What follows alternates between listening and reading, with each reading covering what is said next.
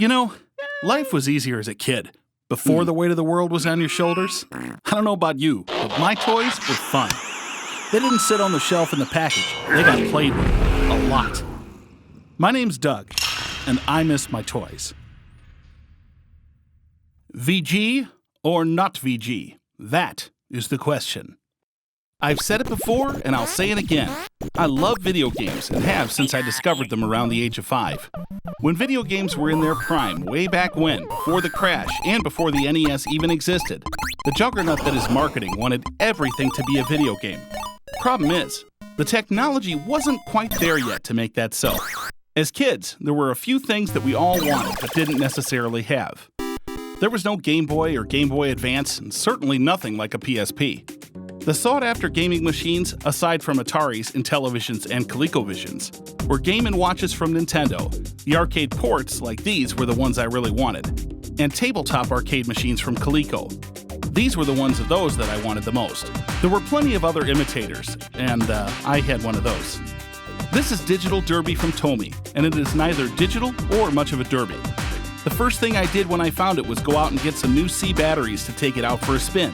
I can't remember the last time I bought those. On the back here are the instructions. Pretty simple. You just race as far as you can. So you start the counter over, shift into first gear, hold the start until the timer reaches the start, and then release it. And if you crash, you got to drive away from the crash and press the reset button, which is the same as the start. Also here it says 2 C batteries that are not included, which I purchased. You can see them there just on the right. And you can also see that I had to strap them in with a homemade battery case because the back is missing. After it didn't work, I opened it up to have a look under the hood. As you can see, it's just gears and motors and wires. There's no circuit boards or screens. Nothing I fiddled with would get it going. And just as I was about to give up on it, lo and behold, it started working again. Let's go for a drive. All right, hit the start, and we're off. Well, kind of. You need to switch it out of first gear. Now we're off. Okay, so really all you got to do is just steer around the cars until the time runs out. It's pretty simple. And shortly into this, I discovered, as I was going, that you don't even really need to steer around those cars too much. There I go running one over, and I switched into higher gear. And it doesn't seem to be registering any crashes. Modern games, we would call that poor collision detection, here quite literally. So now I'm purposely steering into cars trying to get it to crash. Hey, I got one. Okay, so you steer away from the crash, and you hit start again, and it keeps going.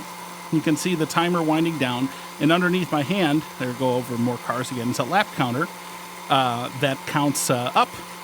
So you just try to race until the timer runs out and beat your lap score. Now I'm purposely running into as much as I can, trying to get it to crash. And that's the end of that. You can see I got about 77. It's almost totaled there. And there's the F for finish, and that's it. So I tried it again. Again, it goes in reverse until you get to the start. And now then you can let that go. Then I'll put it into gear. And basically, this time around, I was just trying to crash the car as much as I could. And there, I got, a couple of them to register, but it's not quite working as advertised. And it's probably just due to age with this thing. As you can see there, I am running over cars like a monster truck. And there's one on the back end. I got a crash on that. And that was a little better. That's more like how it used to work. But running over the cars flatly doesn't seem to give you a crash. There we go. So, anyway, that's Digital Derby. That's the closest thing as a kid that I had to a handheld video game.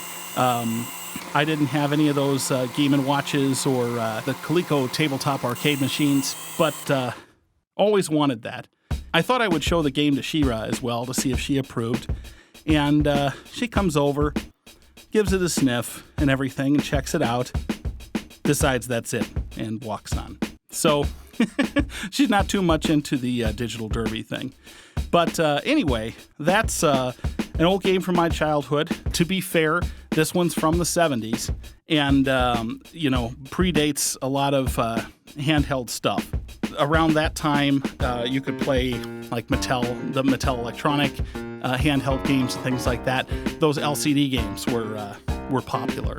And of course, that's the stuff that I wanted, but I got this instead. And I don't remember where I got it or when, but I did have fun with it. I played it a lot. Well, thanks for checking out this little nugget of history on I Miss My Toys. Glad you came by. Thanks for watching.